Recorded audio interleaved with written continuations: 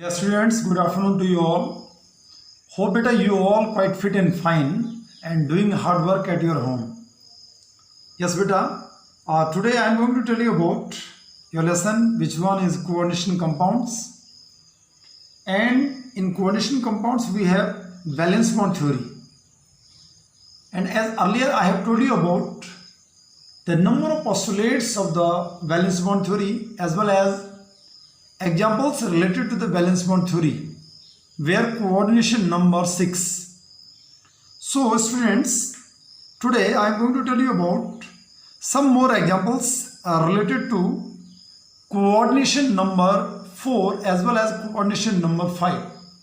आज बेटा मैं आपको कोऑर्डिनेशन नंबर जो 4 है और 5 है उसके कुछ एग्जाम्पल आपको बताने वाला हूँ और आशा करता हूँ कि आप सभी बच्चों को बहुत क्लियरली ये एग्जाम्पल भी समझ में आएंगे.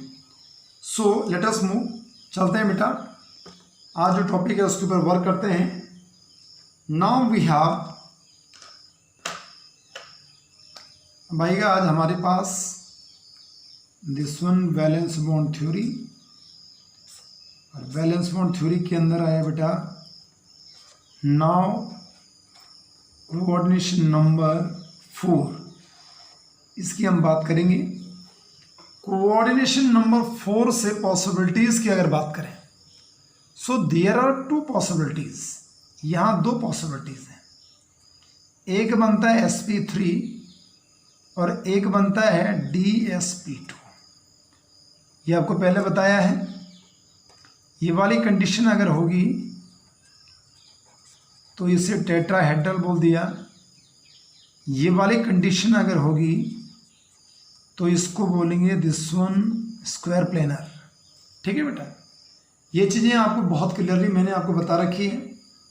अब हम यहाँ पे एक एग्जांपल को बेस मान करके इसे डिफाइन करते हैं. पहला जो एग्जांपल मैं यहाँ पे लिख रहा हूँ दिस वन NiCN4 बहुत इंपॉर्टेंट एग्जांपल है एंड 2 नेगेटिव. ध्यान देंगे बेटा, सबसे पहले अगर आप इसके लिए x की वैल्यू को फाइंड आउट करते हैं तो x इसका प्लस का 2 आएगा.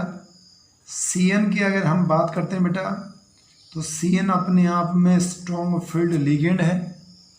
इसके कारण इलेक्ट्रॉन्स के अंदर क्या होगी, पेयरिंग होगी.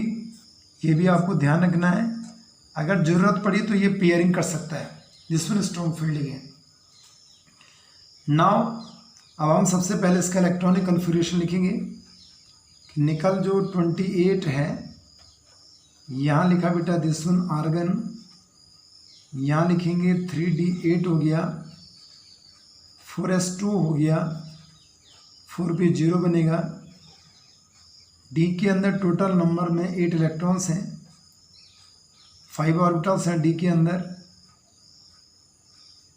और ये s हो गया. पी के अंदर टोटल नंबर में 3 ऑर्बिटल्स हो गए. नाउ अब अगर मैं इलेक्ट्रॉन्स की अगर बात करूं तो इलेक्ट्रॉन्स को अगर फिल करें यहाँ पे तो 8 इलेक्ट्रॉन्स हैं तो 1 2 3 4 5 6 7 और ये 8 इलेक्ट्रॉन्स. यहाँ 2 इलेक्ट्रॉन्स हैं बेटा. ठीक है, अब निकल यहाँ पे +2 में है. अगर बेटा निकल यहाँ पे +2 के अंदर है सो हम इसे ड्रॉ करेंगे. निकल इन +2, अगर निकल +2 के अंदर है तो हम इसे लिखेंगे 4s 0 हो जाएगा. ये 3d केवल 8 रहेगा. ये ऐसे ड्रॉ कर दिया हमने. ठीक है, ये ऐसे बना दिया और इसके बाद इसे हमने ऐसे करके ड्रॉ कर दिया. ये 4p हो गया, ये 4s हो गया. 3d के अंदर टोटल नंबर में इलेक्ट्रॉन्स हैं 8, 2 इलेक्ट्रॉन लॉस कर दिए. तो इलेक्ट्रॉन्स को फिल करते हैं. यहाँ हमारे पास 1 2 3 4 5 6 7 और ये 8 हो गया. अब ध्यान देंगे, मैंने आपको कंसेप्ट दिया था कि भाई अगर निकल जो है Ni जो है +2 में है और साथ में स्ट्रॉन्ग फील्ड लिगेंड है तो यहाँ बेटा जो हाइब्रिडाइजेशन बनेगी वो dsp2 आएगी. और ये हम यहाँ पे प्रूव भी करते हैं कि हमारे पास ये कॉम्प्लेक्स है। अब यहाँ पे Cn स्ट्रॉन्ग फील्ड लिगेंड है, इसलिए इसके अंदर पेयरिंग होगी। 8 इलेक्ट्रॉन्स हैं, इसके टोटल नंबर में 4 पेयर्स बनेंगे, वो हम यहाँ ड्रॉ करते हैं।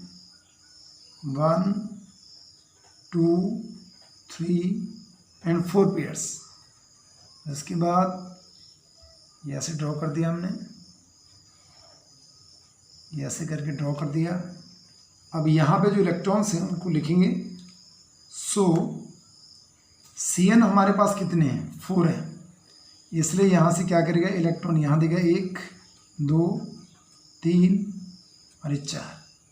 यहाँ भी आया बेटा Cn नेगेटिव आयन, इधर Cn negative ion, Cn negative ion, Cn negative ion. और यहाँ जो हाइब्रिडेशन बनेगी बेटा वो आ जाएगी दिस वन, DsP2 बनेगी। This is the hybridisation.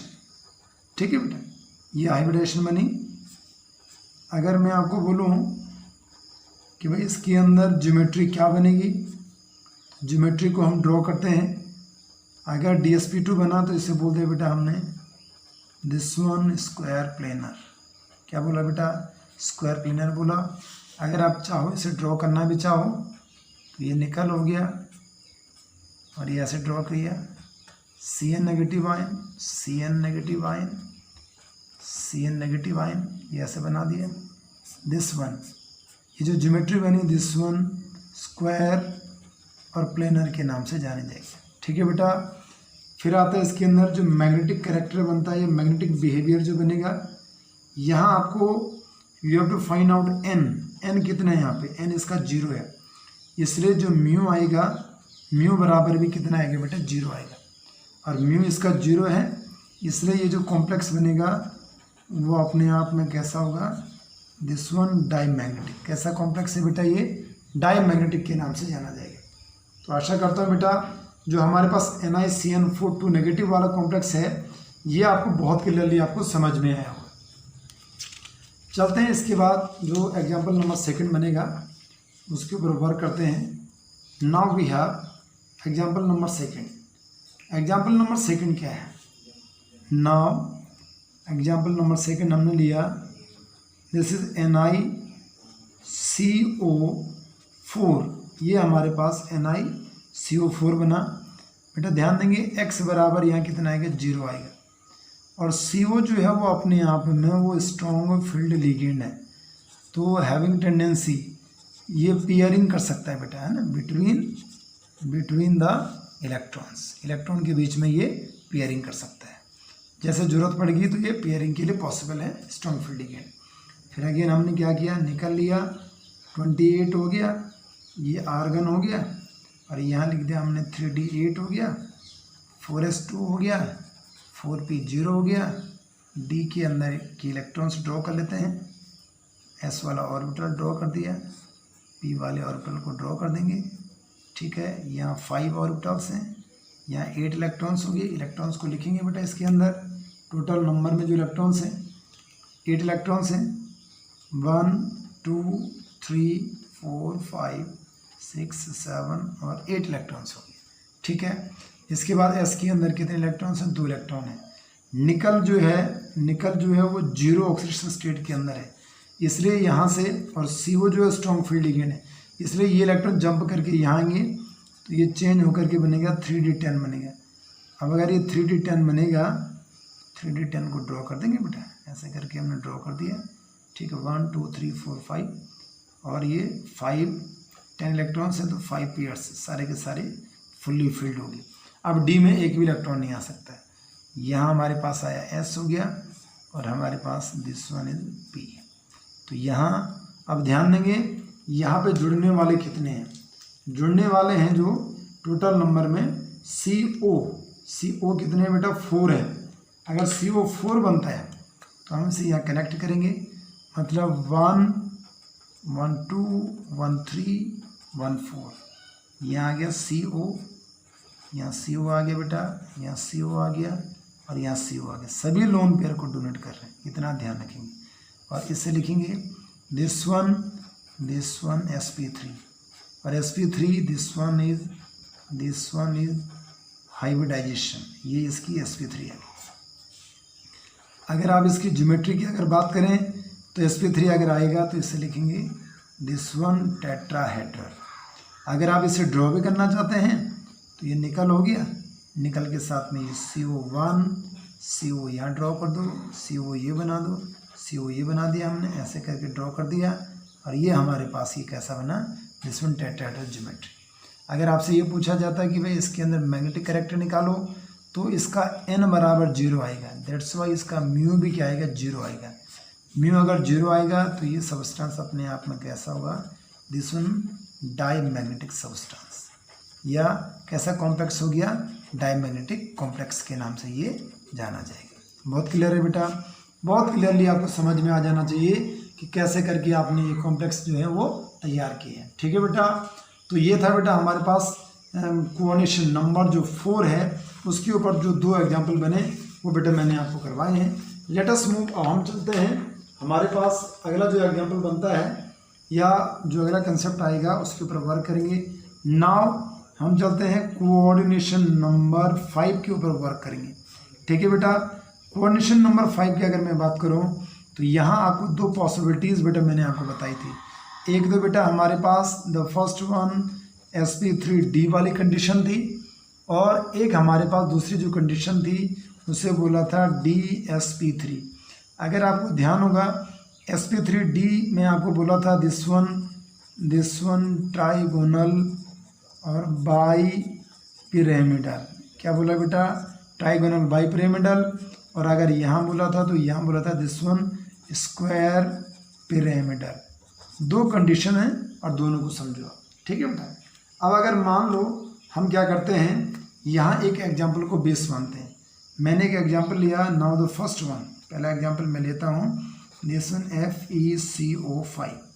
ठीक है बेटा, ध्यान देंगे, अगर FeCO5 है तो इसका x बराबर कितना है, 0 आया। यहाँ CO जो है वो अपने आप में स्ट्रॉन्ग फील्ड लिगेंड है, मतलब यहाँ क्या होगी, पेयरिंग पॉसिबल है इलेक्ट्रॉन के बीच में, बिटवीन इलेक्ट्रॉन्स। ठीक है, पेयरिंग हो जाएगी। अगर आयरन को लिखेंगे बेटा, आयरन 26 हो गया, आयरन को आपने लिखा आर्गन हो गया, और यहाँ लिख दिया बेटा आपने 3d कितना हो गया, 6 हो गया, 4s2 हो गया, 4p कितना हो गया, 0 हो गया। इसे ड्रॉ करेंगे हम, बहुत क्लियरली आपको बहुत क्लियरली समझ में आ जाना चाहिए, क्योंकि आप ये एंड ही समझो इस टॉपिक का, लगभग सारे मैंने आपको बता दिए हैं, ये ध्यान देंगे। अब यहाँ जो इलेक्ट्रॉन्स हैं, अगर इलेक्ट्रॉन्स की अगर हम बात करें तो इलेक्ट्रॉन्स यहाँ पे टोटल नंबर में जो इलेक्ट्रॉन्स बनेंगे वो 6 हैं। तो 6 हैं तो 1 2 3 4 5 और ये 6 इलेक्ट्रॉन्स यहाँ पे हो गए। ठीक है बेटा, ये ड्रॉ कर दिए। एस के अंदर कितने इलेक्ट्रॉन्स हैं, 2 इलेक्ट्रॉन्स हैं। यहाँ मैंने आपको बोला कि जो आयरन है उसका ऑक्सीडेशन स्टेट कितने का, 0 का है, लेकिन ये वाले इलेक्ट्रॉन्स जंप करके इधर आ जाएंगे, मतलब 6 से कितने हो जाएंगे, 8 हो जाएंगे। दैट्स वाई अगर यहाँ लिखेंगे तो 3d8 बना देंगे। क्यों भाई, क्योंकि स्ट्रॉन्ग फील्ड लिगेंड है, ये इलेक्ट्रॉन यहाँ जंप कर सकते हैं। तो हमने ऐसे ड्रॉ कर दिया, 3d8 बना। अब 3d8 बना तो इसके अंदर एक पॉसिबिलिटी और भी है कि इसके अंदर पेयरिंग पॉसिबल है, इसके अंदर पेयरिंग हो सकती है, क्योंकि 3d8 है। दैट्स वाई अगर आप इसे ड्रॉ करो तो मतलब 1 एक पेयर हो गया, 2 पेयर हो गए, 3 पेयर हो गए और 4 पेयर हो गए। ठीक है, फिर ये थोड़ा ध्यान से समझेंगे। हाँ, ये वाला जो कॉम्प्लेक्स है थोड़ा आपको समझ में आना चाहिए कि क्या बोला जा रहा है। ऊपर तो मैंने लिखा है sp3d और trigonal bi pyramidal, dsp3 square pyramidal. ठीक है, लेकिन थोड़ा यहाँ नीचे अब आपका एक कन्फ्यूजन होगा, उससे क्लियर करेंगे। तो यहाँ पे क्या हो रहा है, अब अगर यहाँ देखा जाए तो ये जो कॉम्प्लेक्स है इस कंडीशन में, क्योंकि पॉसिबिलिटी है कि इसमें पेयरिंग होगी, तो इसका जो म्यू आएगा बेटा, वो म्यू इसका कितना बनेगा, 0 बनेगा। ध्यान से सुनेंगे, यहाँ म्यू इसका 0 बन रहा है, और म्यू अगर 0 बन रहा है तो ये सबस्टांस अपने में कैसा हो गया, दिस वन डाईमैग्नेटिक सबस्टांस।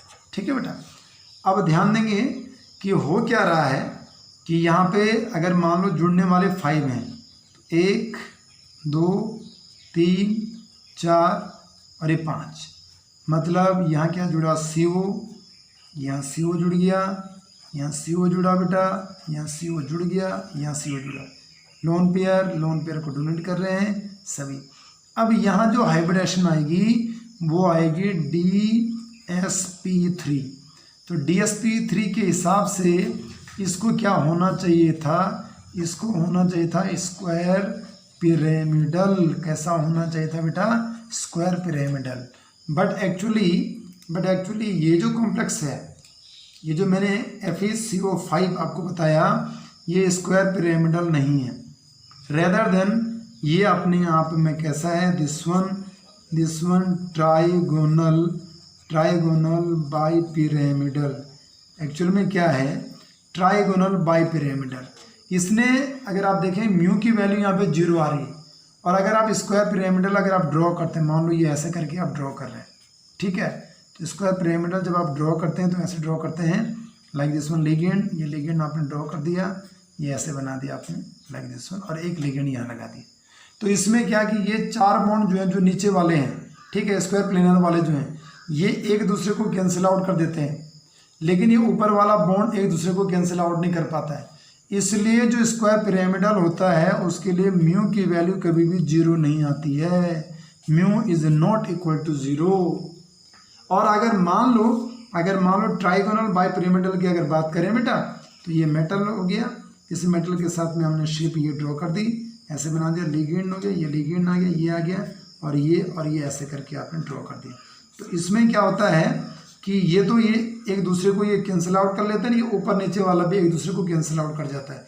इसलिए म्यू की वैल्यू यहाँ कितनी बनती है, 0 बनती है। और यही मैंने आपको पहले भी सिखाया था।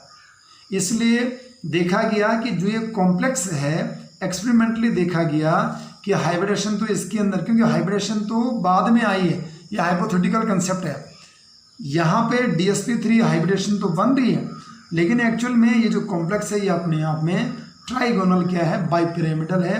क्योंकि म्यू की वैल्यू इसने क्या लिखा, क्योंकि इसमें कोई भी अनपेड इलेक्ट्रॉन नहीं, म्यू इसका 0 आ रहा है।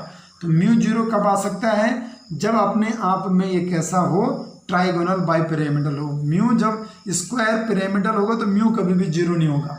ठीक है बेटा, ध्यान देंगे, ध्यान से समझेंगे कि क्या कंसेप्ट आपको बताया गया। या इसका एक एग्जाम्पल लेकर के मैं और आता हूँ। अब बेटा जितने एग्जाम्पल बनते हैं वो मैंने आपको बता दिए। अब मेरे पास इससे रिलेटेड एक क्वेश्चन आता है, वो क्वेश्चन मैं आपको बता रहा हूँ, थोड़ा ध्यान देंगे।